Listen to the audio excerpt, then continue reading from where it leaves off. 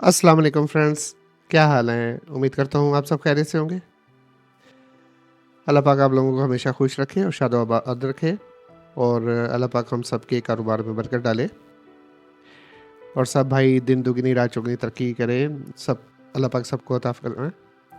चलें, आज मैं आप लोगों से किया वादा जो है ना वो पूरा कर रहा हूँ और आज से हम अपनी क्लासेस का बाकायदा आगाज़ कर रहे हैं मोबाइल सॉफ्टवेयर की और इस क्लासेस के बाद मैं उम्मीद करता हूँ जो भी मेरा भाई जितने भी मेरे भाई मेरी वीडियोस देखते हैं वो क्लासेस को देखने के बाद इंशाल्लाह मैं उम्मीद करूँगा कि वो जल्द से जल्द इस काबिल हो जाएंगे कि उनको मोबाइल सॉफ्टवेयर से रिलेटेड कोई प्रॉब्लम रहेगी नहीं इंशाल्लाह।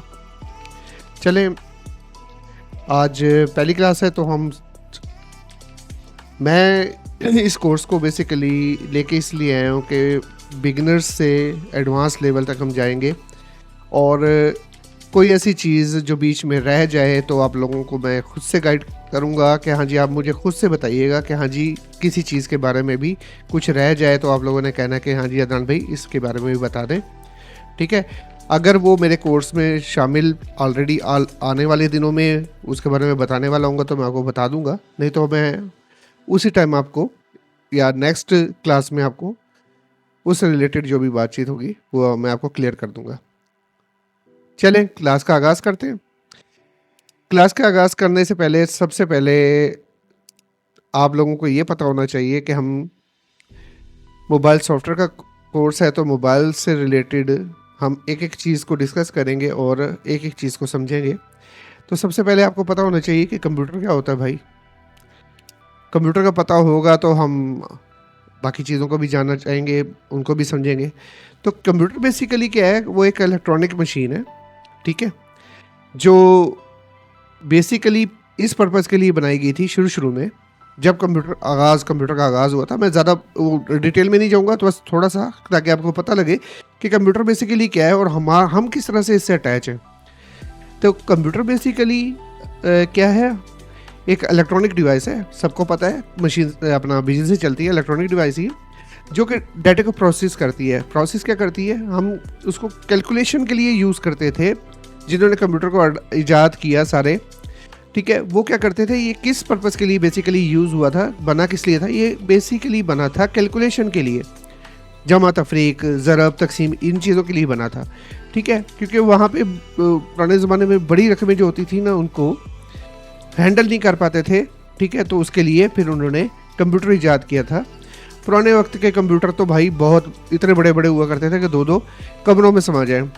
चलें, अब आजकल के जो मॉडर्न कंप्यूटर को हम देखते हैं उसमें क्या क्या चीज़ें हमें नज़र में आती हैं। हमें उसमें कीबोर्ड भी नज़र आता है, उसमें माउस भी नज़र आता है, ठीक है, और अगर देखा जाए तो वो एक इनपुट डिवाइस है। क्यों? क्योंकि हम कीबोर्ड से जो भी कमांड लिखते हैं या जो भी कुछ लिखते हैं वो हमारी स्क्रीन पे शो होता है, ठीक है, और प्रोसेस उसको यानी कि जो हमारे सामने जो शो कराता है वो प्रोसेसर होता है, यानी कि प्रोसेस से गुजर के जो हमारी स्क्रीन के ऊपर आता है वो CPU या अपना जैसे कि जो हमारा माइक्रो प्रोसेसर हमारे PC के अंदर लगा होता है वो कैलकुलेट करके उस जो भी हम लिखते हैं वो हमारे सामने शो कर देता है, ठीक है। और जिस हम आउटपुट जिसके ज़रिए हम देख रहे होते हैं, यानी कि हमारे पास जो स्क्रीन होती है जिस पर नज़र आ रहा होता है, और समटाइम्स हम इसको पेपर पे भी कन्वर्ट कर लेते हैं प्रिंटर के थ्रू। तो ये बताने का मकसद ये है कि ये जो कंप्यूटर है जिसको हम देख रहे होते हैं, ठीक है, जिसको हम समझ रहे होते हैं, ये किसी दौर में इतना बड़ा हुआ करता था और आजकल के दौर में छोटा सा हो गया है। उसकी एक जीती जाती जो तस्वीर है वो हमारे सामने हमारे हाथों में होती है, जिसको हम कहते हैं मोबाइल भी एक तरह का अगर देखा जाए तो एक मिनी कंप्यूटर ही है। उसी के अंदर भी वही सेम चीज़ें हैं जो हमारे कंप्यूटर के अंदर लगी होती हैं। जैसे उसके अंदर रैम होती है, ठीक है, उसके अंदर स्टोरेज होती है, इनपुट आउटपुट के लिए हमारे पास एक टच होता है जिसको हम दबाते हैं और काम करते हैं। साथ में हम अपने कंप्यूटर से रिलेटेड हमारे पास विंडोज़ होती है जिसको हम एज अ सॉफ्टवेयर इसको यूज़ करते हैं, ठीक है, इसी ऑपरेटिंग सिस्टम जो हमारे पास होता है। और सेम ऐसे ही हमारे पास एंड्रॉयड ऑपरेटिंग सिस्टम होता है, और भी काफ़ी सारे ऑपरेटिंग सिस्टम होते हैं जिसके बारे में आप लोगों को बाद में क्लासेस में बताऊंगा। आप iOS के बारे में भी जानते होंगे जो कि एप्पल का ऑपरेटिंग सिस्टम है, ठीक है। ऐसे ही बाकी भी इसी तरह के होते हैं। तो आपको ये पता लग गया होगा बड़े कंप्यूटर से एक छोटे कंप्यूटर में दुनिया कन्वर्ट हो गई है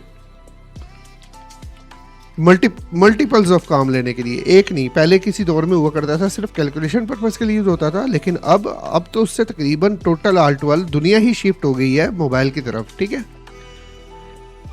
तीसरा है कि सॉफ्टवेयर होता क्या है। चले अब स्टार्ट करते हैं ना हम। आप लोगों को बेसिक पता लग गई कि हाँ जी, ये जो हमारा कंप्यूटर होता है, ठीक है, कंप्यूटर और हमारी जो मिनी कंप्यूटर, इसमें फ़र्क क्या है। फ़र्क अब कुछ नहीं रह गया, दोनों एक ही जैसी चीज़ें हैं, बस वो एक डब्बे में कन्वर्ट है और एक एलसीडी लगी होती है। बड़ा सारा कंप्यूटर, ये एक छोटा सा कंप्यूटर, काम हम दोनों से ले लेते हैं। अब मोबाइल सॉफ्टवेयर क्या होता है जी। मोबाइल सॉफ्टवेयर वो होता है जी, ठीक है, जो मोबाइल के अंदर चल रहा होता है। आपने भी देखा, मैंने भी देखा, लेकिन उसकी भी काइंड्स होती हैं, उसकी भी टाइप्स होती हैं। टाइप्स कैसे होती हैं। एक वो होता है जो हमारा सिस्टम सॉफ्टवेयर होता है, जो चल रहा होता है इसके अंदर, ठीक है, जिसकी वजह से हम स्क्रीन के ऊपर काम कर रहे होते हैं और बाकी काम उससे ले रहे होते हैं, ठीक है। और एक होता है एप्लीकेशन सॉफ्टवेयर। अब एप्लीकेशन सॉफ्टवेयर क्या होता है, जो ऐप्स हम यूज़ कर रहे होते हैं इसके अंदर, ठीक है।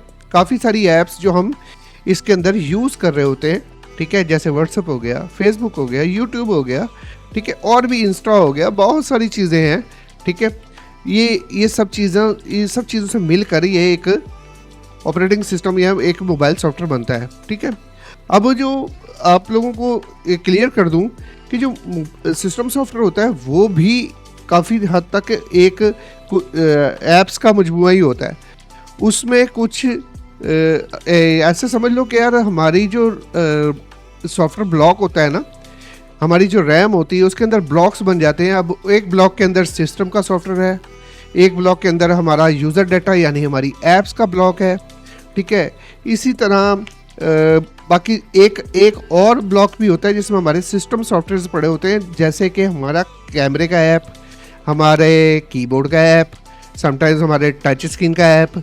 ये सारी की सारी ऐप, इसको हम ड्राइवर्स कह सकते हैं, जो कि अब कोई भी आप ऐसे समझ लें कि मोबाइल के अंदर हम कुछ भी यूज़ कर रहे हैं ना, उसके ड्राइवर्स भी मोबाइल के अंदर सॉफ्टवेयर की सूरत में इंस्टॉल हैं, ठीक है। जब कोई ड्राइवर्स अपना काम करना छोड़ जाता है या जैसे टच वर्क नहीं करता, समटाइम्स सॉफ्टवेयर हम फिर सॉफ्टवेयर करते हैं तो टच वर्क करने लग जाता है। होता क्या है बेसिकली, वो ड्राइवर्स मिसमैच हो जाते हैं जो इसके ऑपरेटिंग सिस्टम के होते हैं और जो टच हम लगा रहे होते हैं या जो टच इसके अंदर लगा होता है वो मिसमैच हो जाता है। फिर जब तक हम वो ड्राइवर्स नहीं कर सकते, क्योंकि हमारे पास हमें पता नहीं, इतना नॉलेज नहीं है कि हम एग्जैक्ट ड्राइवर्स ही इसके अंदर कर सकते हैं। वो एप्लीकेशन जो हमें पता हो, नहीं पता तभी हम इसको मुकम्मल फ्लैश मार देते हैं और हमारी जो प्रॉब्लम है टच वाली या समटाइम्स डिस्प्ले चला जाता है। सेम यही सिचुएशन होती है कि उसके डिस्प्ले के ड्राइवर्स हमारे मोबाइल की एलईडी के साथ मैच नहीं हो रहे थे, एलसीडी के साथ मैच नहीं होते, ठीक है। ये इस तरह की काफ़ी सारी चीज़ें हैं जो आगे डिटेल्स में आप लोगों को बताता जाऊंगा। अच्छा, इतनी आपको क्लियर होगी कि एप्लीकेशन सॉफ्टवेयर जो एक अलग बॉक्स बना होता है जिसमें हम अपनी एप्लीकेशंस वगैरह जो इंस्टॉल करते हैं उसको जो हम यूज़ करते हैं वो यूजर्स ऐप होती हैं, ठीक है। और जो हमारी ऑपरेटिंग सिस्टम की ऐप्स होती हैं, जैसे कि हमारा कैमरा हो गया, बाकी इनको हम डिलीट क्यों नहीं कर पाते, ये भी इसी वजह से नहीं कर पाते क्योंकि वो हमारे हार्डवेयर के साथ रिलेट की होती हैं, ठीक है। इतना आप लोगों को उम्मीद करता हूँ कि क्लियर हो गया होगा।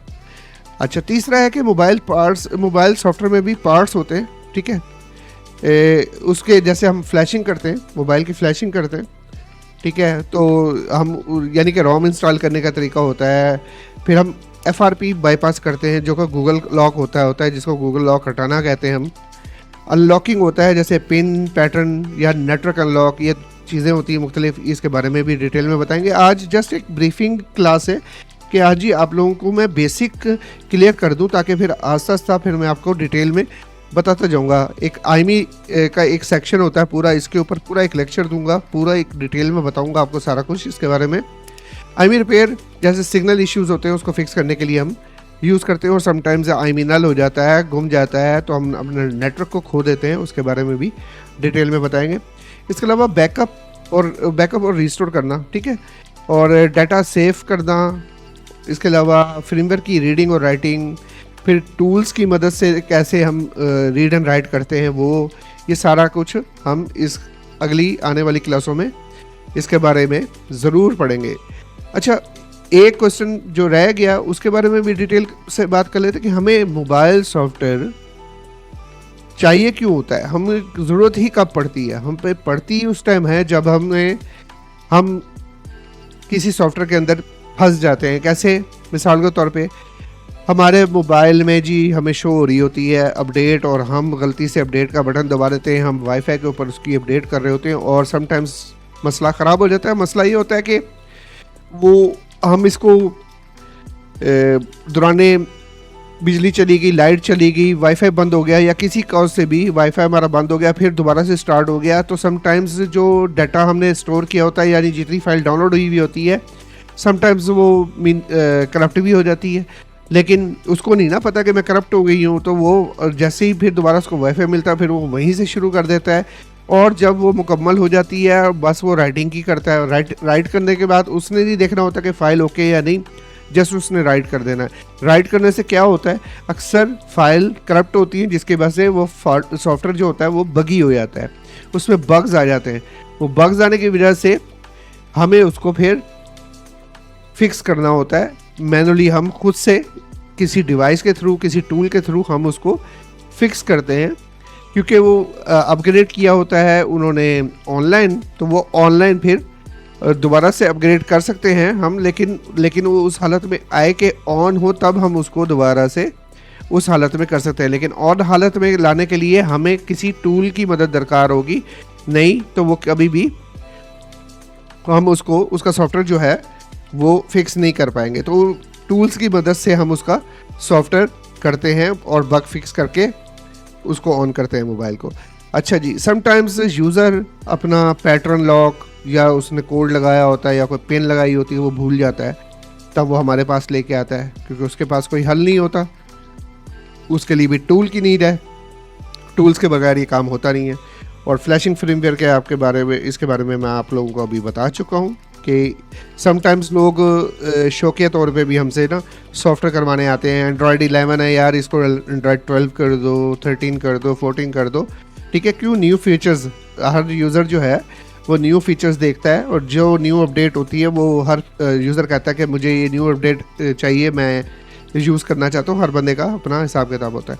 अच्छा जी, समटाइम्स ये होता है कि यूज़र जो है ना अपने मोबाइल को मार लेते हैं हार्ड रीसेट या रीसेट, सॉफ्ट रीसेट दोनों, या रिकवरी से रीसेट। ये आपको इसके बारे में आगे चल के बताऊंगा इंशाल्लाह। नेक्स्ट क्लासेस में आपको हर चीज़ क्लियर करूंगा। अच्छा, मार देते हैं वो रीसेट, और अब जो दोबारा से ऑन करते हैं तो जनाब साहब को अपना ही अकाउंट जो गूगल का होता है, जो बना हुआ था अकाउंट जो पहले से लगा होता है इसके अंदर, वही नहीं याद होता।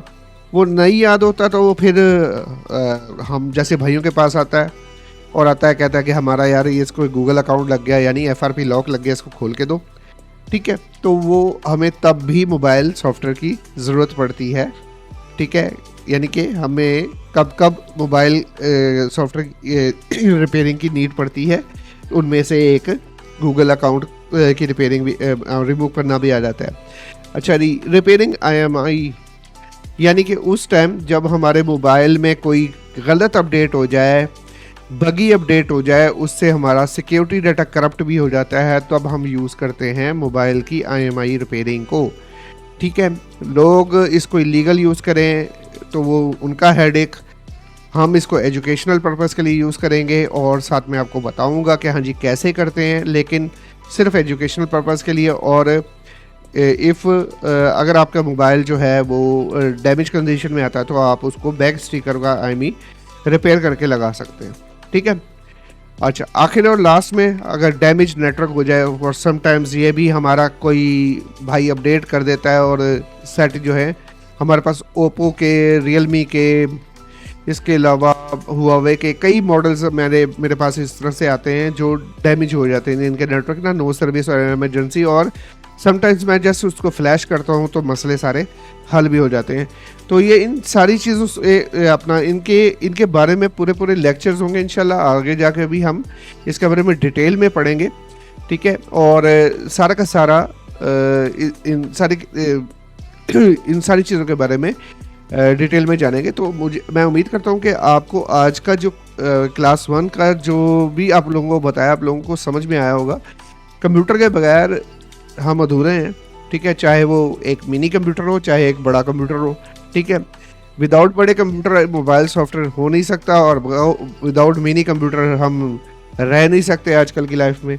चलें, उम्मीद करता हूँ कि हाँ जी आप लोगों को ये सारी चीज़ें समझ में आ गई होंगी। अगर आपको क्लास 1 में किसी किस्म की कोई चीज़ भी समझ में नहीं आई हो तो कमेंट्स कीजिएगा, मैं आपको रिप्लाई करूँगा इंशाल्लाह, और जितना हो सके मैं उसके आपको रिप्लाई करके आपको मुतमईन करूँगा, ठीक है। मिलते हैं नेक्स्ट क्लास में, अपना बहुत बहुत ख्याल रखिएगा, दुआ में याद रखिएगा। अल्लाह हाफिज़।